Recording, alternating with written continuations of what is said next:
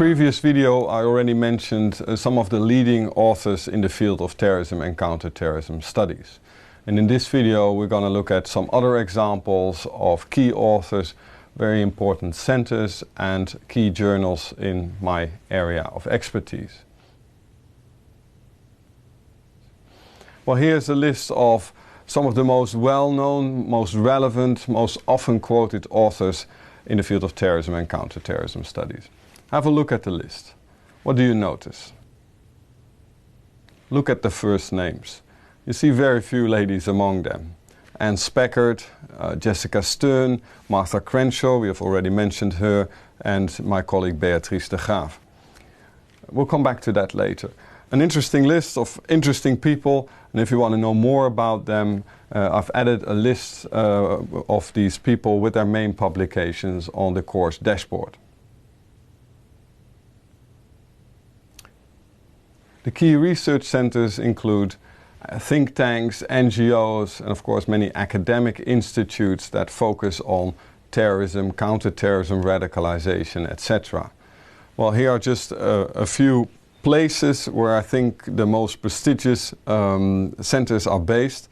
That's in Washington, D.C. and surrounding area. Think of the University of Maryland just outside the Beltway, and downtown Washington, Rand Corporation, well, it's in Arlington.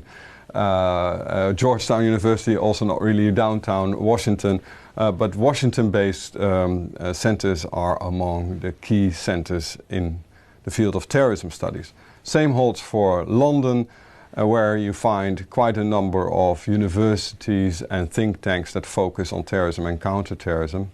And one that has done so for quite a while is based in St Andrews, all the way up in Scotland, where I think if I had to maybe pick one institute, it's maybe St Andrews that is among the most prestigious ones. While outside Europe, outside America, you have an institute in Israel, Herzliya, and one in Singapore, which I would count among the leading ones in the field of terrorism and counterterrorism studies. Earlier I mentioned the enormous increase in terrorism studies and the establishment of many new centers after the attacks on 9/11. Well, the Center of Terrorism and Counterterrorism of Leiden University is one of them, and together with the neighbors, the International Center for Counterterrorism, I believe that The Hague is one of the new institutes that also play a role in my field of study. And the same holds for a number of institutes in Scandinavia, Oslo, Stockholm. Of course, in Spain there's quite a lot of expertise, centers in Madrid. And also a more recent phenomenon is the Center of Excellence of NATO on Terrorism in Ankara. And in Australia you have important centers of knowledge in Melbourne. And I would also like to mention one center in the United States that has produced very interesting results and much training to people working in the field of terrorism, and that's the Oklahoma Center for Terrorism Studies, which was established after the attack by Timothy McVeigh in 1995, who blew up a building there, killing 150 people. And one of the initiatives that came out of that attack was a center of excellence where people realized they needed to know more about terrorism. Where do you find the main academic output of these research centers and individual scholars? Well, of course, increasingly on the internet, weblogs, etc. But good old journals are still very important today, especially in the academic world. Well, here are the 5 leading ones in the field of terrorism and counterterrorism studies. From left to right and from oldest to newest publication, you find Studies in Conflict and Terrorism. Then next to it you find Intelligence and National Security, and in the middle in blue, Terrorism and Political Violence. And then the 2 other ones. You could say they're the most rebellious and the newest kid on the block. So Critical Studies on Terrorism offers a forum for a lot of writers, authors that have a different view on the study of terrorism, and maybe in particular on the way terrorism is dealt with by states. So it's a more critical journal, as the title already suggests. And then you find the latest one, Perspectives on Terrorism, which is an open online journal of which I'm very much a favor, offering a platform for both many authors who can write and publish, but also a lot of readers who can freely access all the studies, interesting studies that are published in that journal. On the course dashboard you find a link to these journals as well as to the centers that I've mentioned earlier. When I presented the list of authors in the field of terrorism and counterterrorism studies, I asked you if you noticed anything particular about that list. Well, let's now project that list on a map as well as that of the centers and the journals. What do you see? Do you see something remarkable? What about this statement? The study of terrorism and counterterrorism is not only a male-dominated discipline, but also a heavily Western-dominated discipline. My next question would be, is this a problem? And if so, why is this a problem? I would love to hear your opinion about this by way of this next questionnaire. Thank you for filling out the questionnaire. I'm very curious about the results, which we're going to discuss online. How would I have answered that question? Well, I do think that the study of terrorism and counterterrorism is a male-dominated, Western-dominated discipline. I mean, look at the facts, look at the map. There's no way in denying it. Do I think it's a problem? Well, to some extent.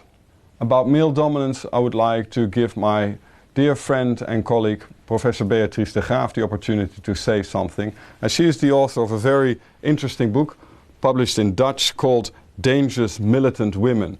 And she definitely has an interesting opinion on this. Hi there, my name is Beatrice de Graaf. I'm a researcher at the Center for Terrorism and Counterterrorism here in The Hague. I'm an historian by training, so let's reflect a little bit on what Edwin Bakker said about male dominance in terrorism research. Is that true? Well, historically, most of the academic scientific disciplines in the world do have a male dominance, unfortunately enough. However, it might just be the case that in the terrorism research business, women are slightly on the march. There is some overrepresentation compared to other disciplines of female engaging in terrorism research. Take, for example, Martha Crenshaw. She's one of the most famous terrorism researchers there is nowadays. She could be considered the godmother of terrorism research from an historical perspective. She wrote the book Terrorism in Context, which is still a seminal work for students to learn more about the histories, the origins of terrorism. And there are a number of other female researchers who interviewed, who worked with female terrorists themselves and who wrote great, terrific books on female terrorism. For example, Mia Bloom, she wrote a book on the reasons why women engage in terrorism called Bombshell. And there is another book by Jessica Stern on suicide terrorism. But there is also an important study of Anne Speckhard of women engaged in, for example, Chechnya, the Chechen war on terrorism. So, just to round this point up, there is indeed male dominance in the terrorism research, but women are on the march. What about Western dominance? I do think that is a problem. There are too few non-Western scholars from Africa, Asia, Latin America. And it has resulted in much attention to terrorism in the West or against the West, and far less attention to terrorism elsewhere.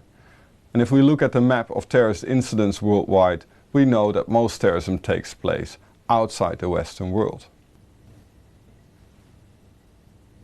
And what about the study of counterterrorism? If we look, for instance, at Pakistan, there's much attention to counterterrorism in Pakistan and how that can help us to increase safety and security in the western part of the world. But what about the impact it has on Pakistan? What about what terrorism does to Pakistan itself? There's far much less attention to that. And think about this statement about labeling terrorists.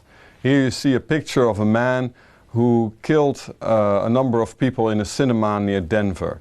And the statement says, I shot 71 people and killed 12 of them and it reads, "If I were a Muslim, they would have called me a terrorist."